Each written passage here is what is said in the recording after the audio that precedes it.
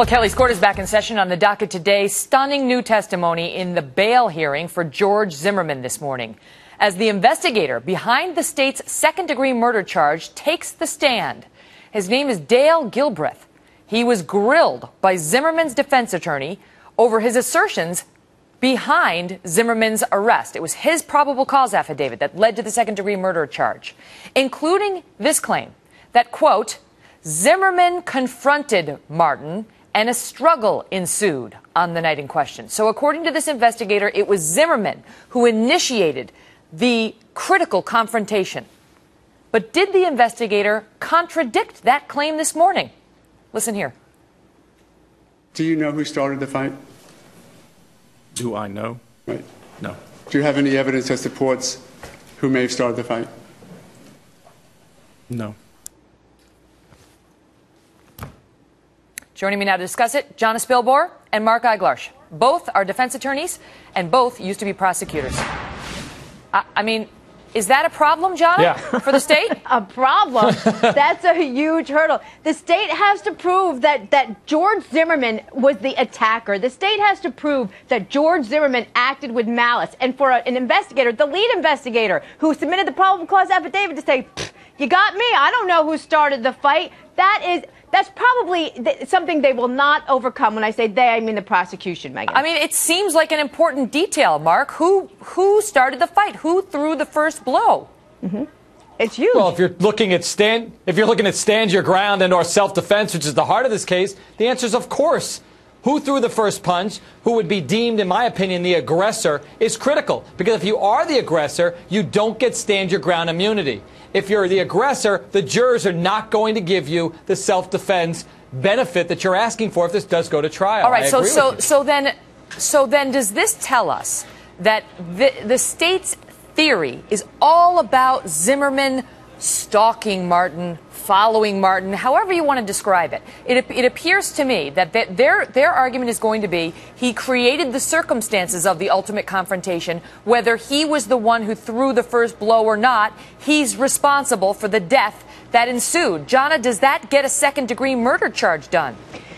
It gets them a lot closer than they were at the end of the testimony today, because in addition to proving that theory essentially disproves Zimmerman's defense of stand your ground. So that would get the prosecution a long way. But in addition to that, Megan, the prosecution has to prove the depraved heart and the malice, because you need that to get a murder conviction versus, say, a manslaughter conviction. Mark, as I was listening to the investigator today, it sounded to me like the evidence that might support a manslaughter charge, right, where you act reckless, you make bad decisions, and it winds up with somebody dying. But where was the evidence of depraved indifference to human life? I didn't see it today, and I still don't see it if you look at the probable cause affidavit. Ill will, hatred, or spite. Maybe that's what he was feeling, or maybe he was just filled with ego and frustration because other people had, quote, gotten away. If the evidence is equally consistent with another feeling, then yes, it falls short of second degree. Then this investigator was asked about his assertion in his affidavit. This is what the police use, the DA uses to go and charge Zimmerman.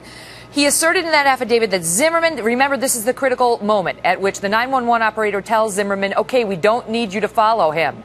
And the question is whether Zimmerman continued to pursue him. On the 911 tape, it sounds like he did not. But in the affidavit, the investigator said Zimmerman disregarded that dispatcher and continued to follow Martin. Today on the stand, he was asked about that, too. Do you have any evidence that conflicts with the suggestion that Zimmerman turned away from Trayvon and went back to his car? Answer, no. What are they doing, Mark? Well, let me put on my prosecutor's hat just for a moment. At that point, let's say he does turn away. At some point, he winds up clearly face-to-face with Trayvon. Their theory, and it's a thin one in terms of the evidence they offered today, that someone saw a shadowy figure going by their house. I didn't even understand it, and I don't think it supports that he followed him. But he ultimately just to jump in quickly, the investigator made a reference to some witness seeing two figures chasing after one another, but wasn't able to tell us who was chasing whom.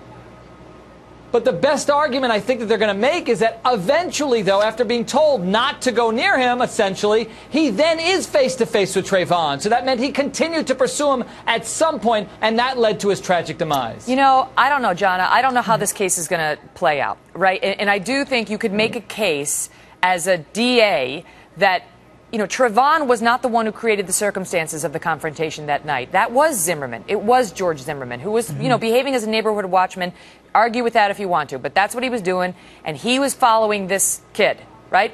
So even if he wasn't the one who ultimately confronted Trayvon before the fatal shot, you know, he did create the circumstances. I can see that argument. But is that a manslaughter charge, or is that a second-degree murder charge? I'm going to go on record. It's not a second-degree murder charge. It just absolutely is not. And, Megan, it may not even be a manslaughter charge, depending on Zimmerman's credibility. And look, he took the stand today in a bond hearing. Mark will tell you, that's very unusual. But his brief testimony was stoic, in my opinion.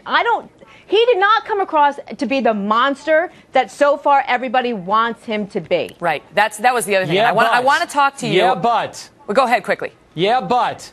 We don't have all of his statements. He gave several. If they conflict, if they don't talk about him turning away from Trayvon, like his brother was alleging that he did, that makes him the aggressor. That would take him away from immunity protection. There's still a lot out there, There's Megan. Still we a don't lot have it all. There. We don't. We really don't. Okay, but now listen, we have that soundbite from the investigator queued up. I want to play it for you, and I want to talk a little bit more about Zimmerman's testimony when he took the stand right after.